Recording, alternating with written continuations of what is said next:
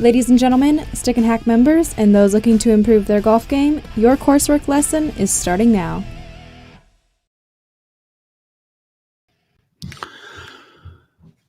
All right, everybody, it's Adam Grubb. Hello, good afternoon, 3 o'clock, straight up in the East here.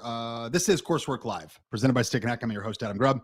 And we have our esteemed colleague and instructor, John Mascari, is going to be on here in just a little bit to take us through our third lesson of the Coursework Live by Stick and Hack. And this is what we all need to hit straighter shots. Now, this is one of those lessons where I have a hard time believing that we're going to get to all the secrets of hitting it straight today over this 20-minute lesson. But the good news is this is live and interactive.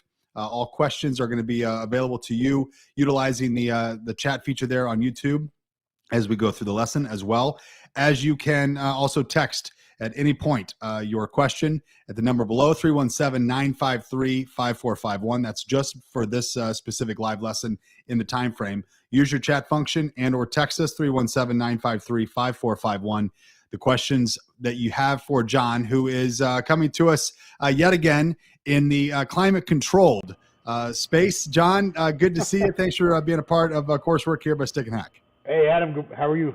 I'm doing great. All right, so before we get into the lesson, let's just talk about hitting it straight.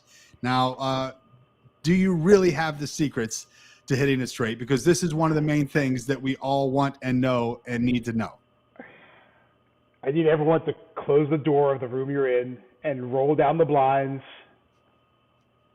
We have some secrets today, but not all of them. So I'm going to tease you a little bit. We're going to have a few that I think are real important to help, but hitting a round ball is always tough to hit straight, but we're going to make it a lot easier today. Let's put it that way. All right, sounds good. So when we're talking about hitting it straight, this is specifically on the tee, because this is where a majority of players, they need to be specific in their shot selection. They need to understand what is in front of them. Everybody gets the big stick out most of the time, and no matter what the circumstances of their tee box, of the hole in front of them, what's happening, they get the big stick out. However, there are secrets too of just course management, which is an entire other lesson, John. But today we're going to be talking about the driver and on the tee, ways to ensure that maybe not getting the power and the distance that you necessarily want, but hitting it straight, keeping it in play. And that fairway and regulation is a stat that they keep on the PGA for a reason, because it's so important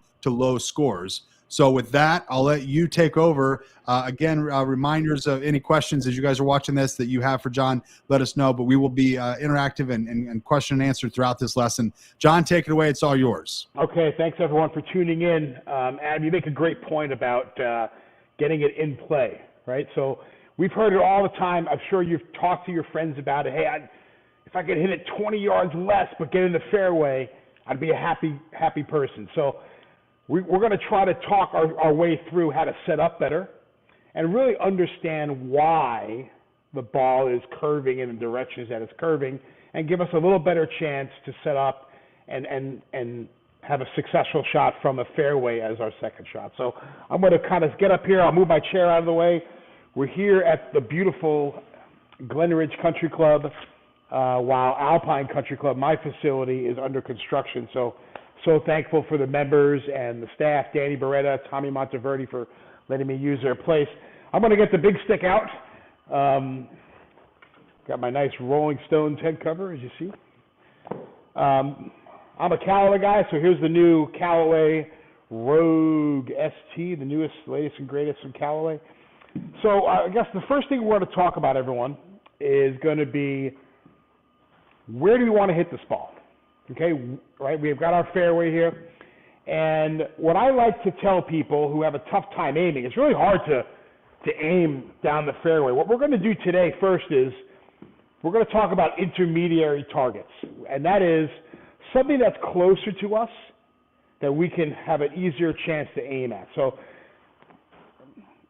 for the purpose of this lesson, I went ahead and put a tee down here in the turf in front of me. So it could be anything like a leaf or maybe a divot or just a discolored piece of grass that is on the same line as your ball and your target.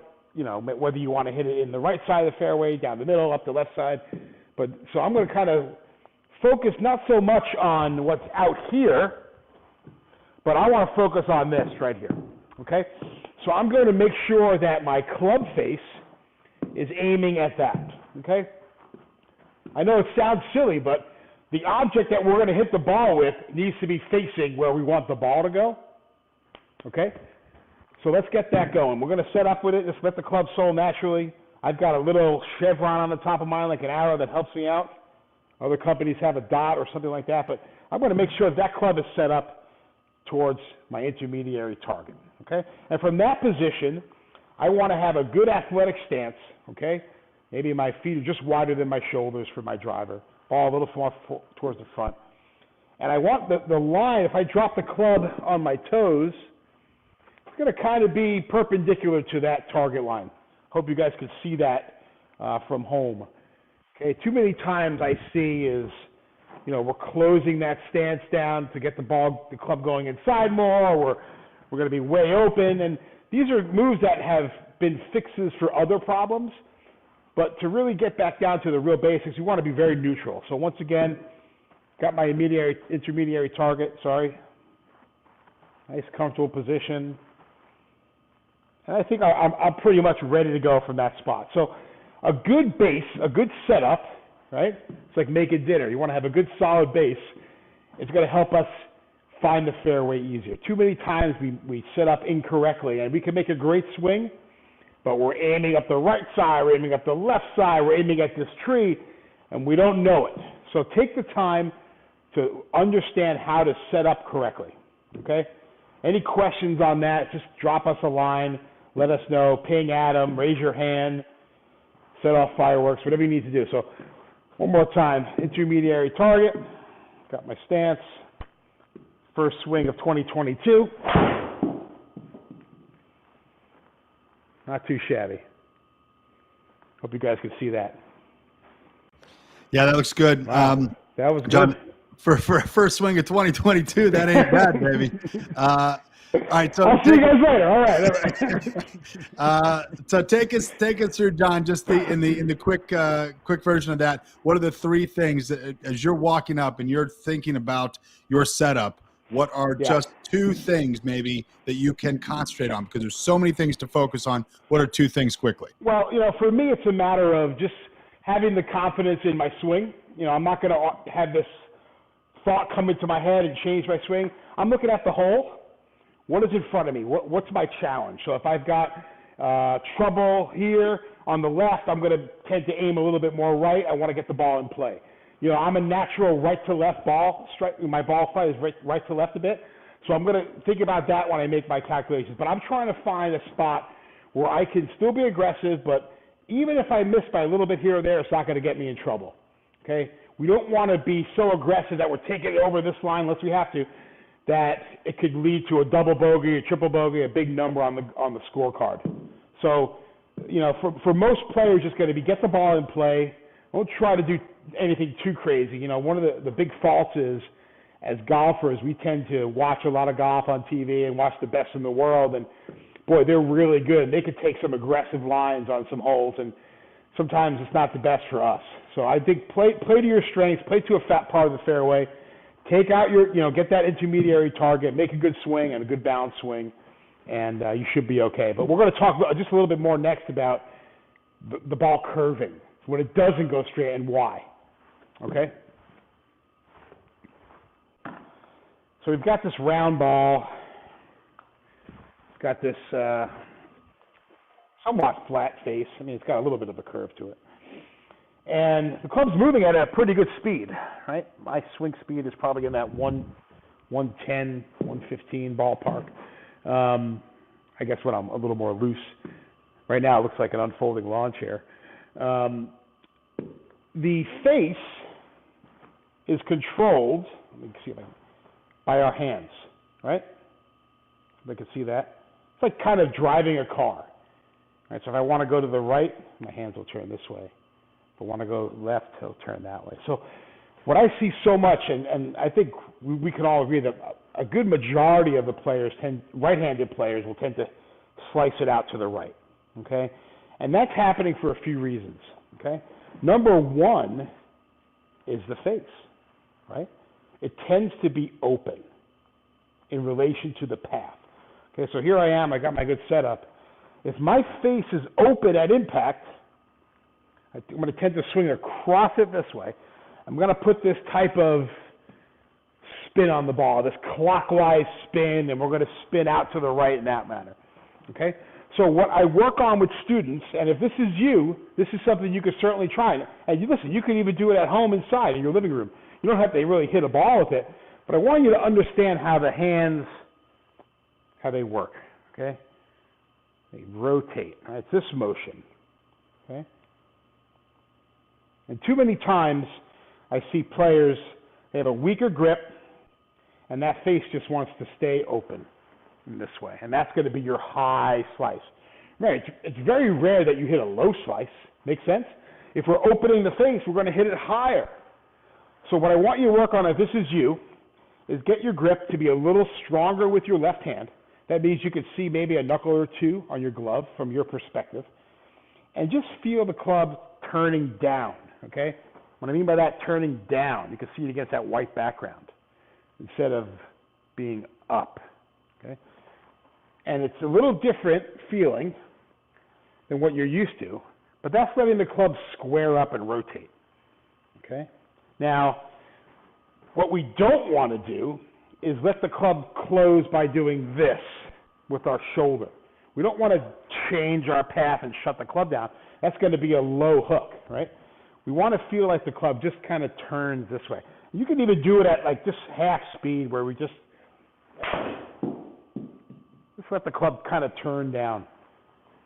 Right? And I really want you to feel like you get that hand turning that way. Boom. John, let me interrupt you for a second. When wax on, wax off. when you're doing that, right? Yeah. And I enjoyed watching that movement, but that is almost a waggle. So if I'm standing up to the ball and I'm waggling, I'm trying to get set up, instead of just using that as a get ready to hit, use that as a feeling. And you'll see pros a lot of times they'll do things in there right before they swing just to get that feeling, get that last thought in their head to be here or here. So if you are a slicer, which a majority of golfers, that's their number one issue, that are hacks and or are struggling off the tee, it is the slice. It is the big slice or the power slice or you can call it a fade all you want, but at the end of the day, that thing is slicing OB. So if you just work on rotating those hands a little bit, you're saying that could be just a simple mental thing for you to understand the impact zone while you're hitting. Yeah, super simple. And what you should do, Adam, is when you're on the range and you want to try this, just keep on doing this with just your arms and your hands. I mean, I'm not going to really incorporate much of my body. I just want to get the feel of that club closing down.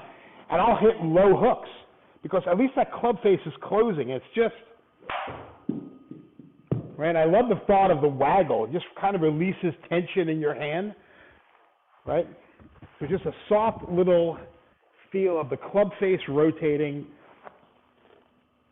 We're not going to get the feeling of opening it up back here and closing it down there, but just that little feeling of, right?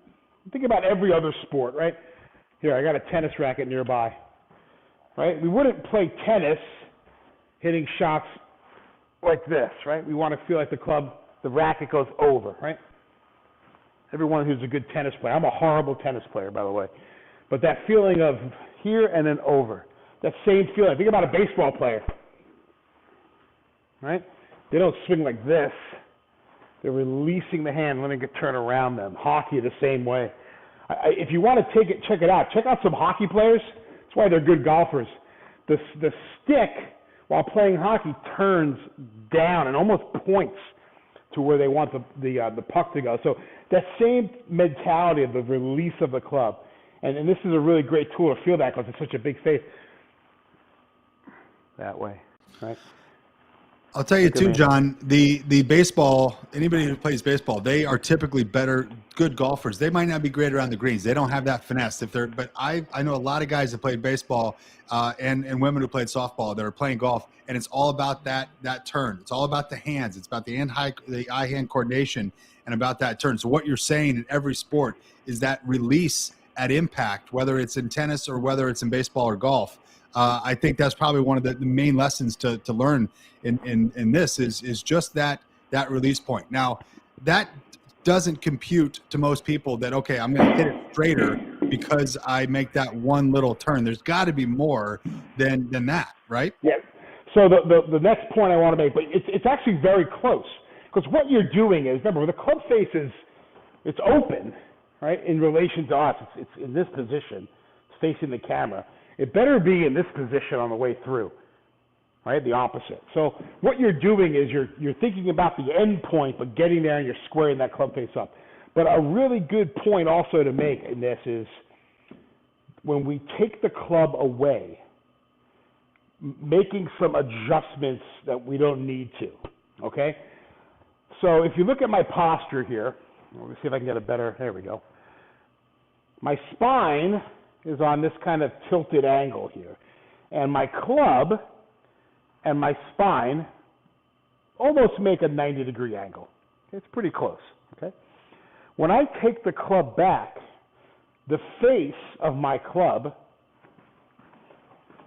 here, right, is going to try to mirror the angle of my spine, right? What I see too many players doing is getting it to go up and open back here, right? And now what am I going to come through? Inside and open. Big, high block, or if I pull it left, it's going to be a slice. So we talked about some players doing a little bit of a pre-swing feel. How many times have you seen that move? Right? And then they go. They're focusing on the position. See how I just kind of took it away with my chest? And then kind of do anything with my hands. I just kind of turn here. And then from there, it's just going to go up. But too many times we see people manipulating the club open or up here and rolling it. I love that word. I want to roll the face open. Okay, well, you're going to have to roll your golf cart into the right rough and look for your ball. So I want to just feel like it's a little more with my spine. I'm a little more probably tilted than the normal guy, but there we go. That wasn't that bad. Right rough. See, the golf gods got me. I talked about right rough, and I hit into the right rough. Does that make sense, everyone? If not, just again drop us a little text. We can go over that a little bit more. But I hope that gives you a little better insight to understanding how the face and the hands work together, and how squaring the club face up is the most important thing to hitting it straight. Now, there are people out there, my wife included, that knows that she has a slice, knows where it goes, and so she sets up differently because, and I know that that's not the right thing. But no, she doesn't set up that way. She sets up straight down the line, but she actually closes her face of her club ahead of time, knowing what happens with her hands. Now, it is not what we want. I've tried to tell her, and that doesn't go well, as you can imagine. I've tried to tell my wife a lot of things. That hasn't worked out very well for me. But at the end of the day, it is a mental thing, knowing what happens in her hands. So if you're working out things, is that okay to at least understand? Part of the problem is, or part of the good news is that she knows that there is the problem is the face of the club. So Right. What is one quick fix, and there's nothing quick fix in golf, but what is one thing outside of what you've said, if there needs to be a setup change, is that even fathomable to you as an instructor and as a pro to have a setup change to counterbalance a bad swing thought? Yeah, there's things you could do, like if someone has listen, we do it a lot mainly because people have ailments. So who's got a bad hip, so we'll drop that right foot back a little bit so they can make a better turn this way, or who's got a shoulder problem. So we do make adjustments like that. Now, your wife's starting out with the club face so closed, and here's maybe a better look that way, really closed. Her path has to be really good and very consistent to hit that. So if I've got this club face closed, right, and I just had a normal down the line, maybe a little end-to-end path, what would my ball flight be like, right? If I close the club face, we know it's going to go lower, right? If I'm taking loft off, but it's also going to go left. So what your wife is then forcing herself to do is to manipulate the path by changing the routing of the club and having to come way more inside to add loft and get the ball out to the direction she wants. Now, you're really rolling the dice with that one every time. You have to be real consistent. So I understand where she's coming from. I'll get back on camera. I understand where she's coming from, and a lot of people have little things that they do to get the ball flight what they like. Over years of maybe some bad swings, they've made an adjustment. But if you're looking to really be more consistent, make it a little less difficult on yourself by going back to the basics, trusting the golf swing, taking some time and seeing an instructor, and little tweak here and there, and you'll be okay. Let's talk. Drastic, you know. Let's talk about the 75% rule. So you did that earlier in the lesson, John, here on coursework as we're talking about hitting the ball straighter. You did something earlier where you said, hey, just go 75%. Just go here to here as you warm up on the range. For those that are struggling and throughout the round and things are going off the rails, there is no shame in either A, taking a 3-wood, B, going 75% and a little slower and not trying. I mean, safe is good. And that old adage, hey, at least I'm in play. I know that it's said in jest, but at the end of the day, in play is better than out of play. What are your thoughts and your feelings around that 75% rule if things are going off the rails? Yeah, let's start out with the first part of that with warming up. It's always great to warm up, especially with the driver, at a slower speed. No one's grading how far you're hitting it off the range. No one's watching if you hit it here or there. What you're doing is just getting your body warmed up at a slower speed, okay? It's like starting a car. We want to kind of just get warmed up. So just take those few swings in the beginning where you've got a good setup, and I love the feeling of just kind of easy. We don't really care about where it goes when we're practicing, but what it does, it lets us feel the positions better. It lets us get a feel of where our club is in relation to our body, what good contact feels like, okay? Not trying to overpower it. We just want to get the feeling of, I want to make sure that my hands are squared up, good rotation. Hit that one out to the right a tad. But I'm just thinking of warming up. I'm just getting the feeling of, right, nice and easy. It's like getting the keys to a car if you're a new driver. You're not getting the Ferrari right away. You're going to get the Oldsmobile. So we want to go real slow and learn and feel our swing and feel what the contact is like, and then we'll kind of get better and better and faster. Now on the golf course, right, here we are, we're in the game. I love the idea of taking 3-wood if you can, okay? It's a shorter club, a little more easier to control. You know, this is the longest club in the bag with the least amount of loft. Let's get a 3-wood, get it in play. Play to your strengths.